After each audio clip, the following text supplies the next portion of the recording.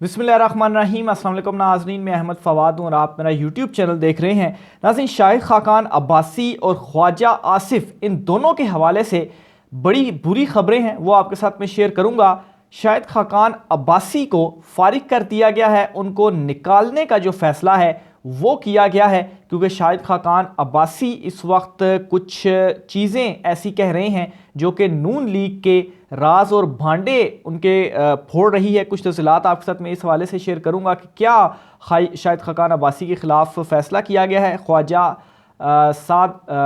ख्वाजा आसिफ जो हैं ये ख़ुद के ऊपर तौहीन अदालत लगवा बैठे हैं। इस हवाले से भी एक कानून है जो कि शायद ये समझा जाता है कि पार्लियामेंट में खड़े होकर आप कुछ भी कह सकते हैं और इसके ऊपर कोई एक्शन नहीं हो सकता। ऐसा नहीं है, ख्वाजा आसिफ साहब लगवा बैठे हैं ख़ुद के ऊपर तौहीन अदालत। इस पर भी कुछ तफसीलात है, वो भी मैं आपके साथ शेयर करूँगा। शहबाज शरीफ के इन मुज़ाकरात के बाद होश क्यों उड़े हुए हैं, इस पर भी कुछ डिटेल्स हैं, वो भी मैं आज की व्लॉग में आपके साथ शेयर करूँगा। और स्पीकर कौमी असम्बली जो एक बड़ा ख़तरनाक खेल खेल रहे हैं, सुप्रीम कोर्ट और पार्लियामेंट को आमने सामने लाने का, इस पर भी कुछ तफसीलात हैं जिससे आपको इनका एक असल चेहरा नज़र आएगा कि ये जो ख़ुद को बहुत ज़्यादा जमहूरी कहलवाते हैं, ख़ास तौर पर पीपल्स पार्टी, जिस बुनियाद पर ये भुट्टो के नाम के ऊपर जो वोट लेती है कि हम तो बड़े आइनी और जमहूरी हैं, इनके स्पीकर क्या कर रहे हैं इस वक्त सुप्रीम कोर्ट के सामने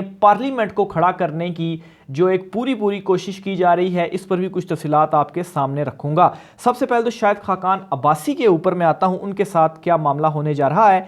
तो शाहिद खाकान अब्बासी को फारिग करने का फैसला किया गया है, पार्टी के अंदर ही उन्हें खुडे लाइन लगाने का फैसला किया गया है। यहाँ तक कि उनसे ओहदा और वजारत वगैरह लेने का भी, वापस लेने का भी फैसला किया गया है और गैर महसूस तरीके से ये चीज़ें जो है और उन्हें साइड लाइन करने का और उनके ग्रुप को तोड़ने का फैसला किया गया है। क्यों किया गया है? क्योंकि शाहिद खाकान अब्बासी इन दिनों नून लीग के अंदर ही जो उनके भांडे फोड़ रहे हैं, ख़ास तौर पर जो 20 अरब रुपए की करप्शन का बयान शाहिद खाकान अब्बासी ने दिया है, इस पर मुस्लिम लीग नून की जो लीडरशिप है उन्होंने काफ़ी बरहमी और तशवीश का जो इजहार है वो किया है। शाहिद खाकान अब्बासी ने क्या कहा है, दो चार चीज़ें जो है वो मैं आपके सामने रखता हूँ। एक तो शाहिद खाकान अब्बासी का मौक़िफ़ है इलेक्शंस के ऊपर, वो बड़ा साफ़ और क्लियर है और उन्होंने आज फिर इस हवाले से बयान दिया है कि इलेक्शन कमीशन तैयार हो या ना हो, 90 दिन के अंदर उन्होंने इलेक्शंस करवाने हैं। तो एक तो स्टांस ये लिया शाहिद खाकान अब्बासी ने कि 90 दिन से ऊपर इलेक्शंस नहीं जा सकते, यानी कि वो मान रहे हैं कि उनकी अपनी हुकूमत ने, उनकी अपनी पार्टी ने, उनके इत्तेहादी जमातों ने आइन को तोड़ा है और 90 दिन के अंदर इंतखाबात नहीं होने दिए। ज़ाहिर सी बात है, बजट उन्होंने जारी नहीं किया। तो एक तो वो ये चीज़ क्लियर कर रहे हैं। ज़ाहिर सी बात है, अगर नून लीग के अपने अंदर से ये आवाज़ आए कि मेरी पार्टी ये कर रही है और गलत कर रही है और 90 दिन में इलेक्शन होने चाहिए थे, तो फिर जाहिर सी बात है, और वो भी शाहिद खाकान अब्बासी जो कि साबिक वज़ीर-ए-आज़म रहे नून लीग के ही प्लेटफॉर्म से, तो इन बातों का जो असर है वो तो होगा ही होगा। दूसरे नंबर पर शाहिद खाकान अब्बासी जो अपना एक मौक़िफ़ इख्तियार कर रहे हैं वो करप्शन के हवाले से है और उन्होंने एक तकरीब से ही खिताब के दौरान कहा कि जो आटा तकसीम किया गया था रमज़ान में, इसमें 20 अरब रुपए की जो करप्शन है वो की गई है। अब यहाँ तक भी डिटेल्स जो है वो सामने आ रही हैं कि शाहिद खाकान अब्बासी से कहा गया है कि आप ये जो उन्होंने बयान दिया है 20 अरब की करप्शन का, इसको आप दोबारा से मीडिया में सामने आकर इस तरह से गोल मोल करके पेश करें कि मैंने इस तनाजुर में नहीं कहा था जिस तरह से इसको लिया गया है। लेकिन शाहिद खाकान अब्बासी ने जो पैगाम रसां थे उनको इनकार किया है कि नहीं, मैं अपने मौक़िफ़ के ऊपर डटा हुआ हूँ, जिसके ऊपर नाज़रीन ज़राए ये दावा करते हुए नज़र आ रहे हैं कि शाहिद खाकान अब्बासी को अब खुडे लाइन और साइड लाइन करने का बाकायदा तौर पर फैसला कर लिया गया है। इनको जब जो नायब सदर का ओहदा था जो मरीम नवाज़ को मिला, जब इन्हें उस ओहदे से हटाया गया तो तब ही इनको साइड लाइन कर दिया गया था, लेकिन अब मज़ीद इनको पार्टी से भी दूर किया जाएगा। हो सकता है कि शायद इनको टिकट भी ना मिले, लेकिन खैर जो मुस्लिम लीग नून की इस वक्त की सूरत हाल है कि उनको उम्मीदवार ही नहीं मिल रही जिनको वो टिकट जारी करे, तो हो सकता है इस चीज़ का एक एज शायद खकान अब्बासी को मिल जाए और उन्हें टिकट जारी कर दिया जाए। लेकिन नून लीग में उनके लिए जो हालात हैं वो अब बदतर हो चुके हैं। दूसरे नंबर पर नाज़रीन एक और अहम खबर है और वो खबर ख्वाजा साद रफ़ीक के हवाले से है। अब नाज़रीन ख्वाजा साद रफ़ीक एक तो उल्टे सीधे मशवरे दे रहे हैं वज़ीर आज़म को, जिसके हवाले से वो ख़ुद ये कहते हैं ऑन रिकॉर्ड कैमरों के सामने कि मैंने वज़ीर आज़म से कहा है कि जो सुप्रीम कोर्ट ऑफ पाकिस्तान का हुक्म आएगा आपको नाअहल करने का, यानी कि उनको ये पता है कि हमने आइन तोड़ा है और शहबाज शरीफ की नाअहली इसके ऊपर बनती है, तो आपने जो है वो ढीठ बन के बैठे रहना है अपनी कुर्सी के ऊपर और सुप्रीम कोर्ट ऑफ पाकिस्तान का फ़ैसला नहीं मानना। तो ये मशवरे ख्वाजा आसिफ साहब वज़ीर आज़म को दे रहे हैं। और दूसरे नंबर पर जो पार्लियामेंट के फ्लोर के ऊपर वो कुछ कह रहे हैं जजिस के हवाले से, यहाँ तक कि स्पीकर जो हैं उनको भी वो उल्टे सीधे मशवरे दे रहे हैं। और ख्वाजा आसिफ ने जो तजवीज़ वगैरह है वो कुछ दी हैं और उन्होंने कहा है कि जो स्पीकर सुप्रीम कोर्ट को ख़त लिखकर जजों के इजलास का रिकॉर्ड मांगें, क्योंकि आज की जो सुप्रीम कोर्ट की प्रोसीडिंग हुई है उसमें उन्होंने पार्लियामेंट के हवाले से जो कार्रवाई है, जो मिनट्स वगैरह हैं, उसकी जो सारी रिकॉर्डिंग है वो मांगी है। तो इसके ऊपर ख्वाजा आसिफ साहब स्पीकर से कहते हैं जी उन्होंने आपकी मांगी है तो आप ऐसा करें, आप उनकी जो जजों के इजलासों की जो रिकॉर्डिंग वगैरह है वो आप मंगवाएं। अब केस सुप्रीम कोर्ट में चल रहा है, उन्होंने डिसीजन देना है, चीज़ों को डिसाइड करना है, तो ये रिकॉर्ड तो वो मंगवाएंगे, पार्लियामेंट किस चक्कर में रिकॉर्ड मंगवाएगी। तो ये इस वक्त सिर्फ और सिर्फ क्लैश चाहते हैं क्योंकि इंतखाबात इनको बिल्कुल भी सूट नहीं कर रहे। ख्वाजा आसिफ ने ये तजवीज़ दी है कि स्पीकर कौमी असम्बली सुप्रीम कोर्ट को ख़त लिखकर जजों के इजलास का रिकॉर्ड मांगे। ये खिताब उनकी जानिब से किया गया और ये कहा गया कि क्या हमें सुप्रीम कोर्ट के इजलास की कार्रवाई मिल सकती है कि किस जज ने केस सुनने से इनकार किया। उन्होंने तजवीज़ की कि स्पीकर सुप्रीम कोर्ट को ख़त लिखकर जजों के इजलास की रिकॉर्डिंग मांगे। उनका कहना था कि हमें मुज़ाकरात का कहने वाले पहले अपनी पंचायत लगाकर मसला हल करें। आइन में कहीं नहीं लिखा कि वो पंचायतें कराएंगे। वज़ीर दिफा ने कहा कि वज़राए आज़म की गर्दनें लेने की रवायत ख़त्म होनी चाहिए, हमें अपने वज़ीर आज़म का तहफ़्फ़ुज़ करना चाहिए, वो किसी भी पार्टी का हो, चाहे वो किसी भी पार्टी का हो। सुप्रीम कोर्ट रजिस्ट्रार की जानिब से स्पीकर राजा परवेज़ अशरफ को ख़त लिखकर कौमी असम्बली की कार्रवाई का रिकॉर्ड तलब किया गया था। आज ही ये जो रिकॉर्ड था वो तलब किया गया है। तो ये कुछ फरमाते हुए नज़र आ रहे हैं इस वक्त ख्वाजा आसिफ साहब। और इस हवाले से एक जो लॉ है, एक जो कानून है, उसकी भी मैं आपके सामने तशरीह करना चाहूँगा, ट्रांसलेशन करना चाहूँगा, जिससे आपको ये अंदाज़ा हो जाएगा कि ख्वाजा आसिफ साहब अगर ये समझ रहे हैं कि ऑन द फ्लोर आप जजिस के ऊपर तनकीद करेंगे और इस तरह की लैंग्वेज और हमले करेंगे और आप ये कहेंगे कि आपके ऊपर तौहीन अदालत लागू नहीं होती क्योंकि आप फ्लोर के ऊपर बात कर रहे हैं, तो ऐसा नहीं है। ये जो लॉ है इस पर पहले मैं आपको ब्रीफ करता चलूँ, फिर मज़ीद आगे चलता हूँ। तो ये नाज़रीन बुनियादी तौर पर इसमें ये आर्टिकल 68 है जिसमें ये कहा गया है कि no discussion shall take place in मजलिस शोरा पार्लियामेंट।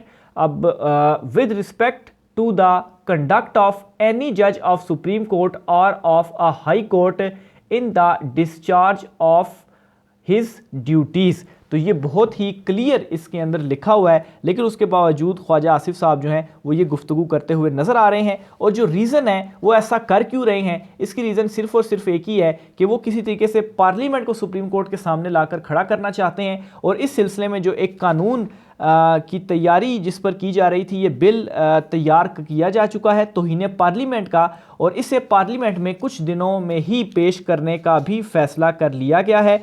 और इसके ऊपर यह भी बताया जा रहा है कि तमाम PDM की जमातों ने इस तौहीन पार्लियामेंट बिल के ऊपर इतफाक़ किया है। यानी कि अगर सुप्रीम कोर्ट ऑफ पाकिस्तान कोई हुक्म देती है नाअहली का, जो कि इनको पता है कि यही हुक्म आएगा आइन और कानून के तहत, उसके ऊपर ये क्या करेंगे कि तौहीन पार्लियामेंट लगा देंगे सुप्रीम कोर्ट ऑफ पाकिस्तान के ऊपर। अब आप देख लें कि कैसे कैसे लोगों को इमरान खान साहब ने इस वक्त कौम के सामने नंगा करके रख दिया है।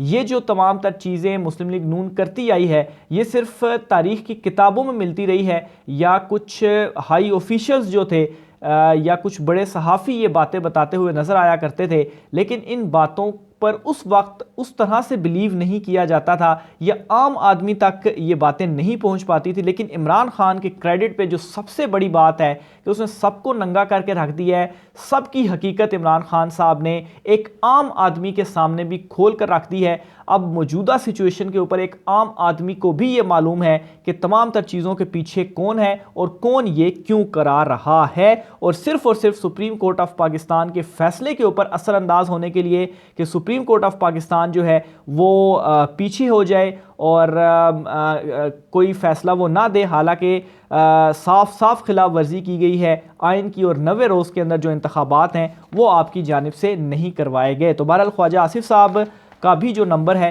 वो लग गया है। दूसरी तरफ नाज़रीन, शहबाज शरीफ जो हैं उनके इस वक्त मुज़ाकरात नाकामी के बाद होश उड़े हुए हैं और हंगामी तौर पर वो रवाना होने जा रहे हैं लंदन के लिए। तफसीलात के मुताबिक बुध वाले दिन वो जो है वो उनका प्लान बनाया गया है कि वो लंदन जाएंगे और जो तफसीलात हैं उसके मुताबिक तो जो किंग चार्ल्स हैं उसकी ताजपोशी के लिए वो लंदन रवाना होंगे। लेकिन असल में इस ताजपोशी के बाद वो नवाज़ शरीफ से भी मुलाकात करेंगे और उस मुलाकात में जो सारी इस वक्त सिचुएशन चल रही है इसमें डायरेक्ट 101 जो है उनसे वो मिलेंगे भी और हिदायत असल में उनसे लेंगे कि अब आगे हमने क्या करना है क्या नहीं करना। आखिर में नाज़रीन, स्पीकर जो हैं परवेज़ अशरफ साहब, उनके हवाले से भी कुछ अहम एक ख़बर है वो भी मैंने आपके साथ शेयर करनी है। इस हवाले से ये है कि स्पीकर साहब की जानिब से स्पीकर ऑफिस की जानिब से जो सुप्रीम कोर्ट ऑफ पाकिस्तान ने ये कहा था कि रिकॉर्ड दिया जाए, तो कौमी असम्बली की कार्रवाई का रिकॉर्ड देने से इनकार कर दिया गया है। ज़ाहिर सी बात है, अब स्पीकर ऑफिस ऐसे ही तो इनकार नहीं करता, वो स्पीकर कौमी असम्बली की हिदायत होती हैं, उनके अहकामात होते हैं, उसके बाद ही इनकार किया जाता है। अब इस मामले के ऊपर भी सुप्रीम कोर्ट ऑफ पाकिस्तान क्या करती है ये भी बहुत ज़्यादा इंपॉर्टेंट होगा, उनका रिएक्शन क्या होगा, क्योंकि कल पाकिस्तान तहरीक इंसाफ भी जा रही है सुप्रीम कोर्ट ऑफ पाकिस्तान में। यानी कि अभी जब मैं वीलॉग रिकॉर्ड कर रहा हूँ तो चूँकि नेक्स्ट डेट का आगाज़ हो चुका है, तो ये व्लॉग जब आपको मिले तो जो है वो उस टाइम नेक्स्ट डे का आगाज़ हो चुका होगा। तो बहरहाल ये भी बहुत ज़्यादा इंपॉर्टेंट होने जा रहा है कि स्पीकर जो हैं वो भी अपने ऊपर कुछ हिस्ट्री जो है, जो हिस्ट्री के सफ़े हैं उनमें अपना नाम मनफी किरदारों के तौर पर लिखवाने में कामयाब हो चुके हैं इस वक्त। तो ये नाज़रीन आज की कुछ अहम तरीन तफसीलात थी।